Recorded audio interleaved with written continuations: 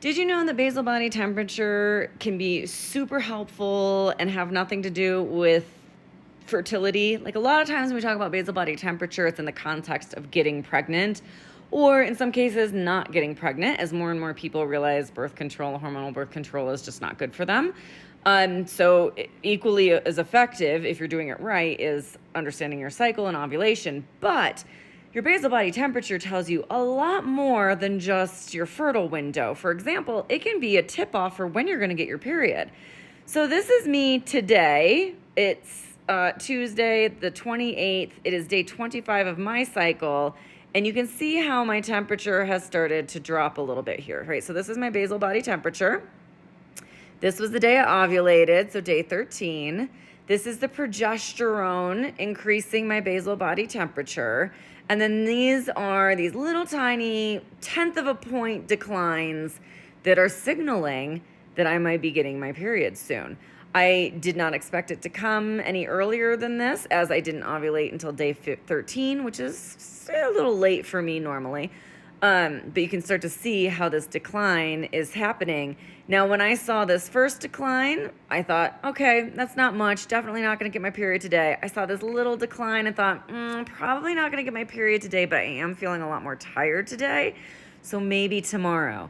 Now, if I have to go out and about, I'm going to make sure that I have my period underwear on or a cup in my purse or something like that, right? Because I know I am on this down slope.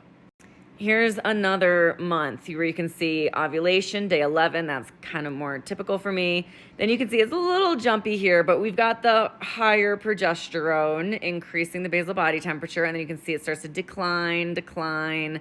I forgot a day. And then you can see how this is day 1 of my next cycle, right? So we see this nice little slope down.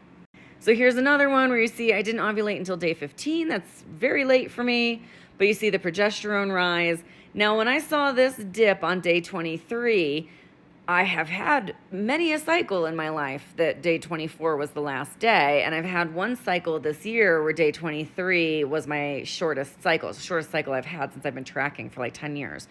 Definitely perimenopause. But I knew I wasn't going to get my period that day. And I thought, well, this had happened on day 19, so probably not. But then I saw it descend a little bit the next day and descend a little bit the next day. And around here, I thought, definitely going to start making sure I've got like period underwear on or something on, or a cup in my purse or something like that, because this is definitely the window. Now, knowing I didn't ovulate until day 15 meant I knew I wasn't going to get my period on day 24 or 25. So I wasn't terribly worried, even though I saw this descent. It was about day 26 that I thought, all right, this is now within the realm of my longer cycles. So this is about time to start preparing. So I made sure I was ready, and that was great because I only had one more day before I got my period. Okay, one more just to show you. Here I am, day 11, much more my normal.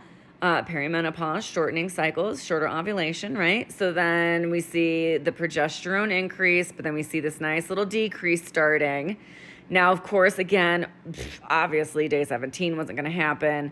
And I knew that, but here we see this is my shortest cycle, right? So the shortest cycle I've had in the decades that I've been charting.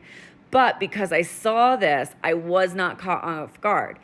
Had I been relying on just numbers or just putting my period in my calendar, I would have been completely caught off guard.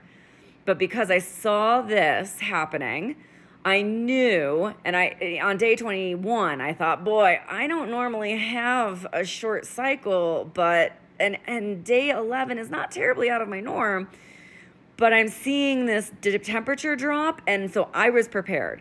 I had on a set of period underwear, I had like a cup in my purse, I was ready. So I wasn't surprised when day 23 was the last day of this cycle. So when I got my period on what would have been day 24, I was ready. I wasn't caught off guard.